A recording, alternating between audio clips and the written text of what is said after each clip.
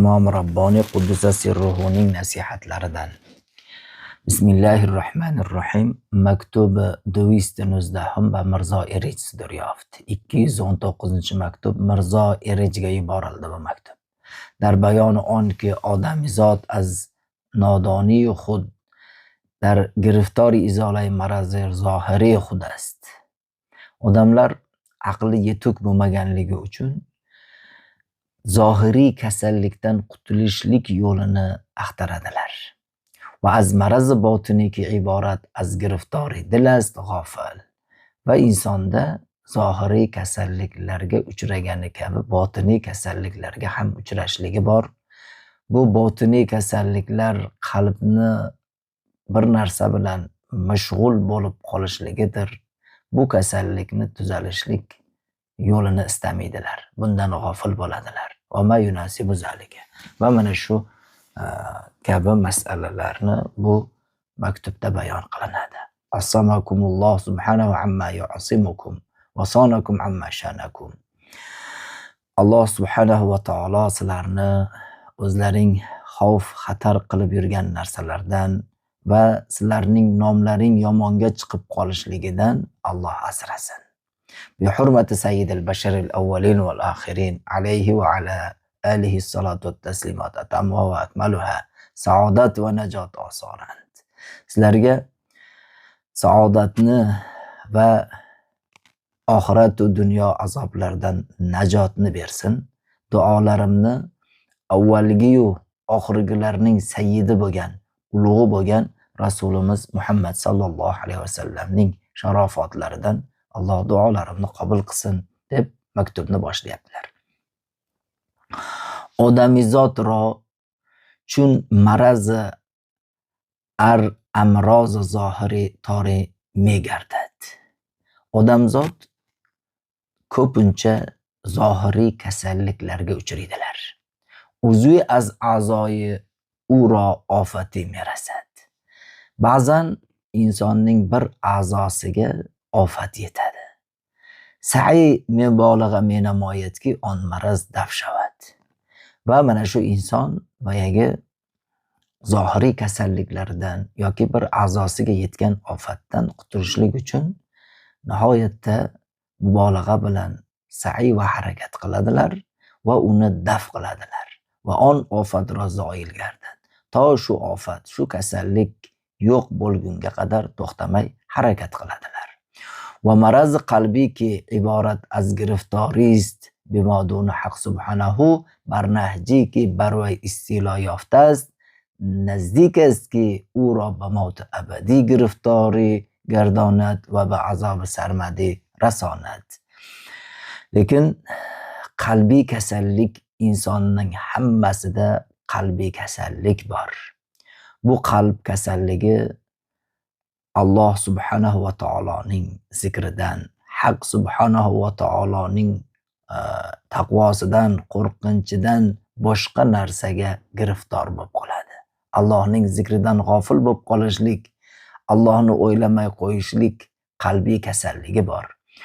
Shu darajada Allohni unutadilarki, ular hatto maut abadiyga erishib qolishlikka yaqin bo'lib qoladilar. Ya'ni maut abadiy deydi, abadiy o'lim. Buni tafsiri shundan iborat ekanki, masalan bir inson bir narsaga qattiq muhabbat qo'yib shuni harakatida bo'lsa, o'lim arafasida ham ana shu narsani otini aytib jon chiqib ketar ekan. Alloh asrasin. Hatto o'lim chog'ida ham shu narsani eslab, shu narsaga harakat qilib, bu yoqdan jon chiqib kelyapti.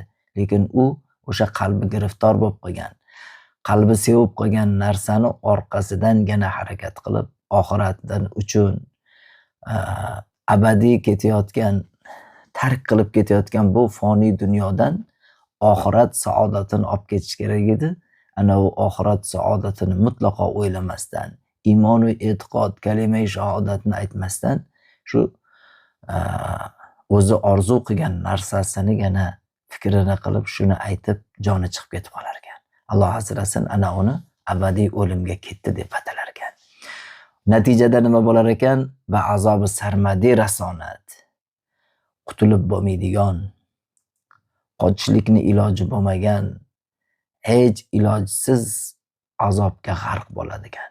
Ana shu sarmadiy deydi, qutulishlikni iloji bo'lmaydigan doimiy azobga Allohning unutishlik natijasida, qalbning g'ofilligi natijasida, qalb kasalligi natijasida erishib qoladi dedilar. Hech fikri izolay onna namoyand. Mana bu kasallikdan qutulishlikni fikrini odamzod qilmaydi. Dar raf'o on nami farmoyand. Buni tark qilishlik, bu qalb kasalligidan forig' bo'lishlik yo'lini axtarib unga harakat qilmaydi inson. Agar in giriftoriro maraz namedonand safih mahz است. Nimaga qalb kasalligidan tuzalishlik yo'lini o'ylamaydi?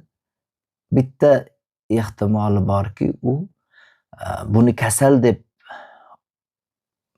tushunmasligi mumkin.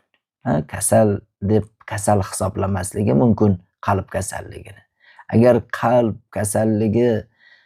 kasallik emas, bu muammo emas deb o'ylaydigan bo'lsa, u safih mahsdir u odam.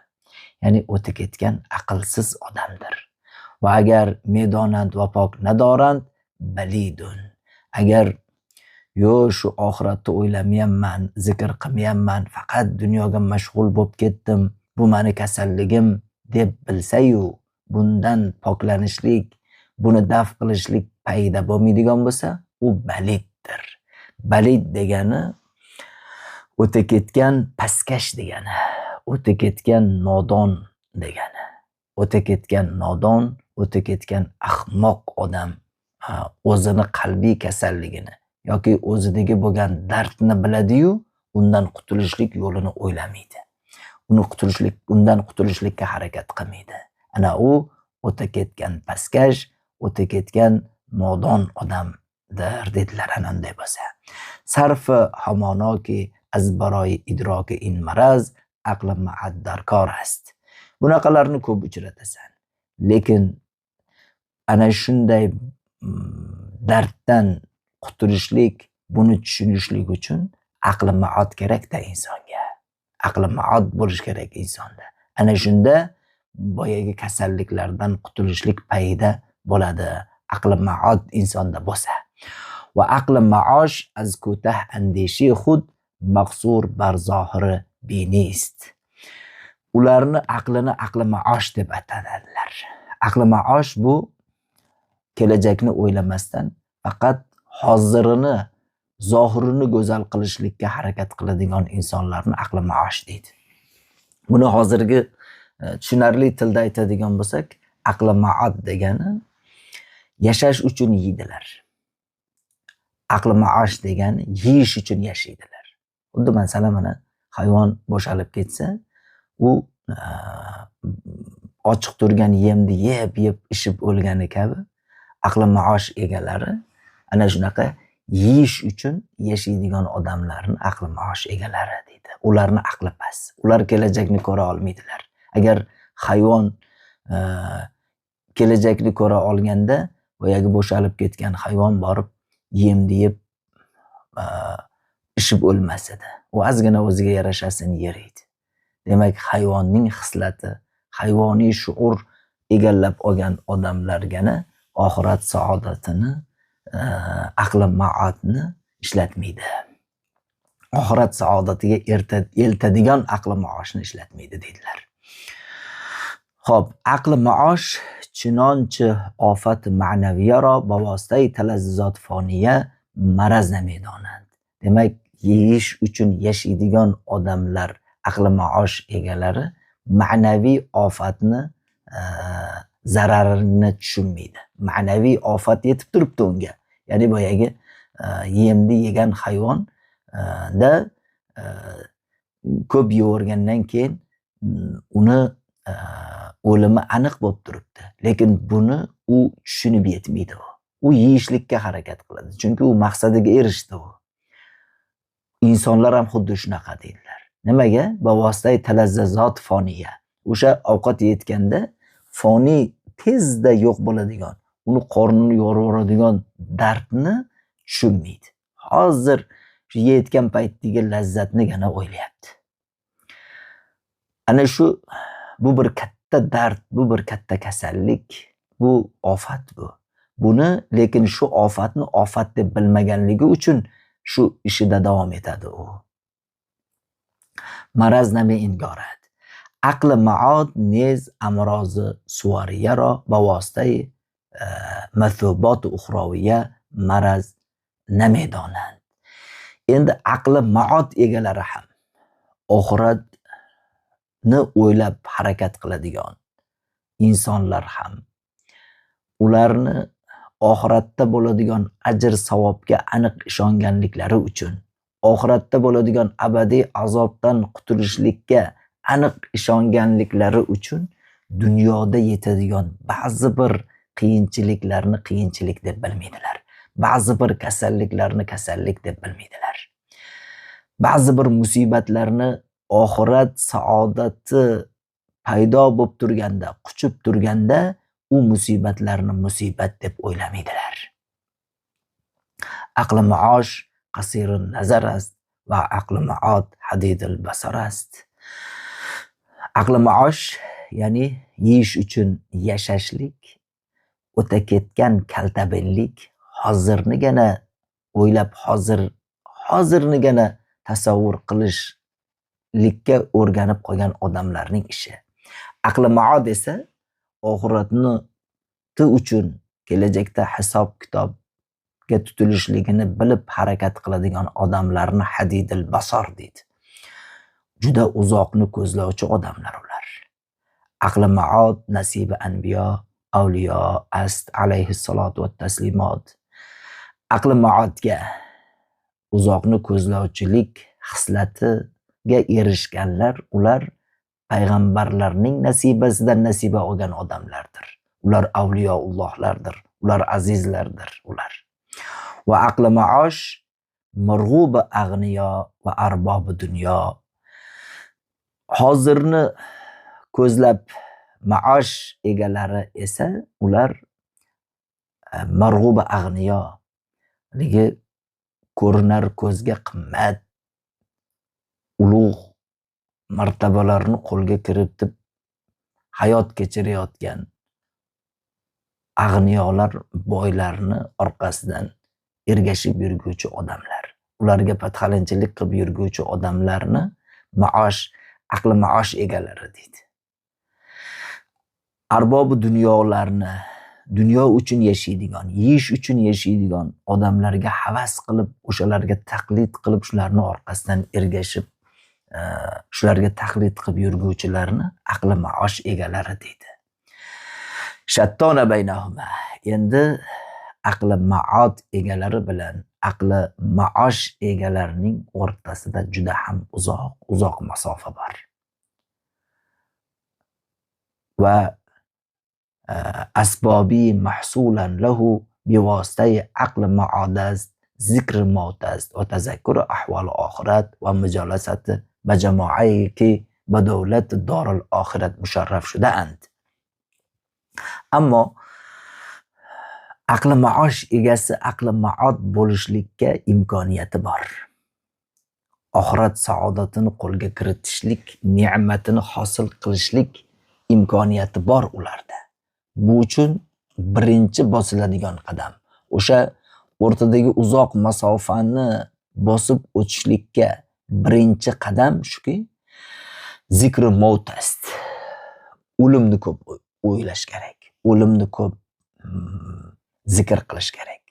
Payg'ambarimiz sollallohu alayhi vasallam hadis shariflari esimga tushib qoldi. Rasululloh sollallohu alayhi vasallam aytganlarki, aksiru mahazimal lazzat deb ko'p aytgan ekanlarda. Lazzatlardan ayrilib qolishlik kunlaringni ko'p eslanglar. Ya'ni o'limni ko'p eslanglar dedilar. Payg'ambarimiz o'limni ko'p eslanglar dedilar. Demak, Rasululloh sollallohu alayhi vasallam ham ummatlarida aqli maod hosil bo'lishligini istaganlar. Aqli maosh, ya'ni yeyish uchun yashashlikdan yiroq bo'lishligiga Payg'ambarimiz sollallohu alayhi vasallam undaganlarda shu hadis sharifning sharhi o'laroq bu maktubda aytayaptilarki, aqli maodga erishishliging uchun birinchi qadaming o'limingni ko'p esla. Va o'limdan keyin bo'ladigan oxirat savol javobini, oxirat holatlarini, jannat va do'zax ahvollarini ko'p esla. Ana bu seni o'sha aqli maotga tezda kesib o'tadigan yo'l ana shu bo'ladi senga dedilar. Va majolasatil va oxirat saodatiga erishgan azizlarni, avliyolarni, ahli ilmlarning suhbatini ko'p tingla. Ana ularning suhbatiga bor. Ana ular bilan birga bo'l dedilar. Ana bular seni o'sha aqli maotga, saodatga seni eltib borishlikka vosita bo'ladi va yo'lingni qisqartirib beradi dedilar. Bayt. Dodim turo ziganji maqsudi nishon, garmo narasidim tu shoyat birasi. Senga haqiqiy maqsadlaring hosil bo'ladigan davlatni qayerda ekanligini aytib berdim. Men ana u davlatga erisha olmasam-da, shoyatki sen shu men aytgan nasihatga quloq solsang, albatta sen erishasan dedilar. Boyat donistki marazi zohir chunonchi mujibi ta'assur ast. Dar adoy ahkom shar'iyya marazi botin nez mustalzimi on ta'assur ast. Bir narsani yaxshi haqiqatni anglab olginki, zohiriy kasalligingdan qutulishliging uchun bir qancha mashaqqatlarni boshingdan kechirganing kabi oxirat saodatini qutishliging, shar'iy hukmlarni bajarishliging uchun ham bir qancha mashaqqatlar seni kutib turadi. Bir qancha mashaqqatlarni bosib o'tishing kerak. Masalan, zohiriy kasallikdan qutulishlik uchun inson masalan ukol oladi, achchiq dorilar yeydi va boshqa shunga o'xshagan muolajalarni qilishlikda bir qancha mashaqqatlarga uchraydi. Xuddi shunga kabi qalbni abadiy o'limga eltadigan kasofatdan qutultirishlik uchun, qalbni davolashlik uchun ham shar'iy ko'rsatmalarga rioya qilishlik uchun ham bir qancha mashaqqatlarni bosib o'tish kerak. Masalan, bittasi sahar namoz o'qishlik uchun uyquda bo'ladigan rohatdan kechib tahorat, ibodat, namoz uchun harakat qilish kerak. Uyqudan kechib o'rnidan turish kerak. Tahoratga, ibodatga bo'yin qo'yish kerak. Ana bu ham xuddi boyagi zohiriy kasal bo'lgan inson ukol olib masalan achchiqlikni dardiga sabr qilgani kabi inson ham boyaginaqangi holatlarga sabr qilish kerak. Qolalloh taolo, Alloh subhanahu va taolo Qur'oni Karimda bizlarga bayon qiladi. A'udhu billahi minash shaytonir rojim. Kabara alal mushrikina ma tad'uhum ilayh. Payg'ambarimiz sollallohu alayhi vasallam, siz mushriklarga da'vat qilayotgan hidoyat yo'li juda ham og'irdir. Mushriklar siz chaqirayotgan hidoyat yo'lini, shariat yo'lini og'ir deb biladilar, mashaqqat deb biladilar. Va qola subhanahu va taolo. Yana subhanahu va taolo kalom sharifida boshqa oyatda bayon qiladiki, a'udhu billahi minash shaytonir rojim va innaha lakabiratun illa alal khoshi'in. Siz olib kelgan da'vat qilayotgan hidoyat yo'li faqatgina Allohdan qo'rqadigan, oxiratga ishonadiganlar uchungina yengildir. Ana ulargina amal qila oladilar. Lekin oxiratni o'ylamaydigan, aqlini ishlatib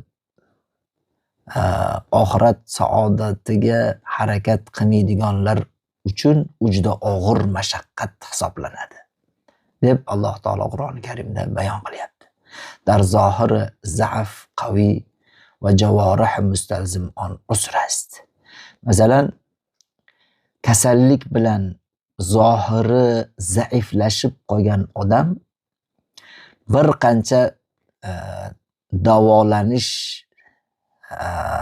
mashaqqatini boshdan kechirgandan keyin u quvvatli bo'ladi. Masalan, bir odamni bir joyi sinib ketsa, u qancha payt osmonga qarab yotadi masalan, oyog'ini ko'tarib qancha mashaqqatni chekib yotadi.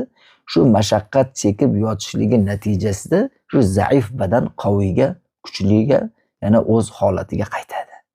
Va dar botini on za'af tayaqqun va naqsi iymon mujibi adam yusr illo dar taklifot shar'iyya hamma taxfif است. Xo'p, iymon qorong'ulashib qolgan inson, iymonining nuri yo'qolib qolgan inson, ibodatdan qalbi bahra olmagan inson ham qalbiy kasallikda, oxirat saodatida, ruhda zaiflashib qolgan inson bo'ladi. Bunga ham yengil bo'lmaydi.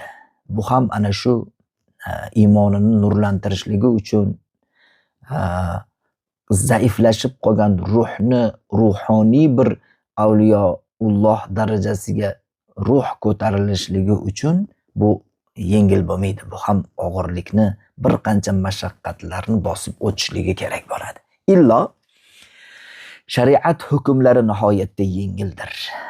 Shariatda insonni mashaqqatga solib qo'yadigan, mayib qilib qo'yadigan og'ir ish yo'q.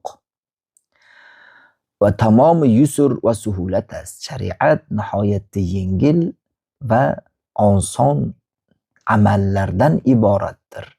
Bu so'zimizga hujjat Allohning kalomining o'zidir. Karima, a'udhu billahi minash shaytonir rojim. Yuridullohu bikumul yusr va la yuridu bikumul usr. Alloh sizlarga faqat yengillikni, osonlikni iroda qildi. Sizlarga mashaqqatni, og'irlikni iroda qilmadi. Yana bir boshqa bir oyat bor. A'udhu billahi minash shaytonir rojim. Yuridullohu an yukhaffifa ankum va xuliqal insanu da'ifa.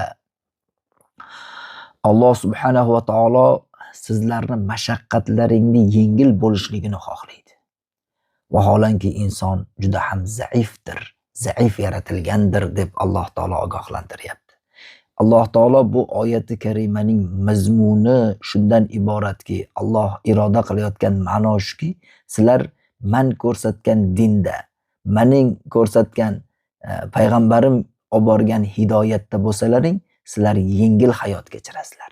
Sizlar og'ir mashaqqatga giriftor bo'lib qolmaysizlar. Sizlar shayton yo'lidan yurishlikka yaraydigan baquvvat emassizlar sizlar. Xuliqal insanu da'ifa. Sizlar zaifsizlar. Demak, o'zingni zaifligingni tushundingmi? Shariatga, din, diyonatga amal qilgin. Dinda bo'lsangiz qancha hayotingizda uchraydigan og'ir sinovlardan yengil o'tasiz. Alloh asrasin. Mana bu og'ir sinovlar bor. Shariatdan tashqari yurgan insonlarning hayotiga nazar solsangiz, masalan bir to'y masalasida ham qancha isrofgarchilikka yo'l qo'yadi. Alloh asrasin bu holatdan. Shariatda to'y nima bilan bo'ladi? To'y nikoh orqali, halol juftlik orqali, ikkita-uchta odamning duosi, ikkita-uchta odamni duosini olib ozgina to'y bersangiz bo'ldi. Qolganini istiqomatingizga sarflaysiz. Bu orzu, havas deb katta bir isrofgarchiliklarga yo'l qo'yib, bugun katta to'y berib 2 minutlik rohatni deb masalan qimmat mashinani zakaz qilarkanda, shundan kecha shikoyat bo'ldiki, qimmat mashinani 2 soatga $2000 gaplashibdi birov. To'y o'tgandan keyin qarzni so'rab kelibdi. Qarzni to'layman deb xotinni ham birovga tashab ketibdi uzoq yurtlarga. Qancha paytdan beri daragi yo'qmish. Qarzdor bu yoqda xunob, qarz olgan bu yoqda xunob, lekin haligi dang'illatib to'y qilgan odam yo'q bo'lib ketib qolgan. Kelin bu yoqda intizor. Mana shariatga amal qilmaslik natijasi. Mana inson zaif inson. U shu qarzimni qutulaman deb qaqa ketgan, qayoqda yo'q bo'lib ketgan bu bola. Na kelin olib kelinni rohatini ko'rmadi, na birovga bir narsa berib duo ola olmadi. Oxiratda isrofga qilganligi uchun, xo'ja ko'rsini uchun qilgan amallari uchun javob berish ham bor. Koshki u shuni rohatini ko'rib shu kelin bilan saodatli hayot kechirgan bo'lsa. Qarzimni to'layman deb ketdi, yo'q bo'lib ketdi. Ana dunyodagi o'sha qalb kasalligiga giriftor bo'lgan odamni saodatdan yiroq bo'lib qolganligi bu ochiq hozir shu kecha kunduzdagi dalil. Shuning uchun Alloh taolo aytayaptiki: A'udhu billahi minash shaytonir rojim. Yuridullohu an yukhaffifa ankum. Sizlarga Alloh taolo bu dinga amal qil deyishlikdan maqsad Alloh sizlarga yengillikni iroda qilyapti. Xuliqal insanu zaif. Sizlar zaifsizlar, inson zaif qilib yaratilgan. Unaqa mashaqqatga o'zingni urma. Din ko'rsatmasiga, payg'ambaring ko'rsatmasiga amal qil. Ana shunda najot topasan deyapti Alloh taolo. Har du shohidi in ma'nost. Bu ikki oyat ham dinni, shariat takliflarini yengil ekanligini ko'rsatib turibdi. Bayt. Xurshid na mujrim arkasi bino nest. Quyosh qanchalik porloq bo'lib yer yuzini yoritib tursa-da, ko'r uni ko'rmaydi. Ko'rni ko'rmasligi bu xurshidni, quyoshni aybi emas bu. Bunga quyosh gunohkor emas. Shariatni yengilligi, shariatga amal qilgan inson saodat quchishligi quyoshning ravshanligidek ravshan. Lekin bu narsani tan olmaydigan, buni ko'rmaydigan odam ko'r bo'lsa, shariat, din bunga aybdor emas demoqchilar. Bas fikri izolai in maraz lozim omad. Demak, har bir inson shu qalb kasalligidan qutulishlik, uning davosini istashlik lozimdir, lobitdir. Bunga harakat qilish kerak. Az atibboy hoziq iltijo avordan farz ayn gasht. O'tkir tabiblarga, din ulamolariga, aziz avliyolar suhbatiga iltijo qilib, ana shularning suhbatidan qalb kasalligiga davo istashlik har bir inson uchun farz ayndir. Va ma alar rasul illa al balagh. Vassalom. Payg'ambarga, rasulga, ya'ni elchiga faqat yetkazib qo'ysa bo'ldi. Amal qilgan odam najot topadi, amal qilmasa elchi o'zining gapini aytib bo'ldi, yetkazib bo'ldi. Alloh taolo salomatlikda uchrashishlikni nasib etsin. Assalomu alaykum va rahmatullohi taala va barakatuh.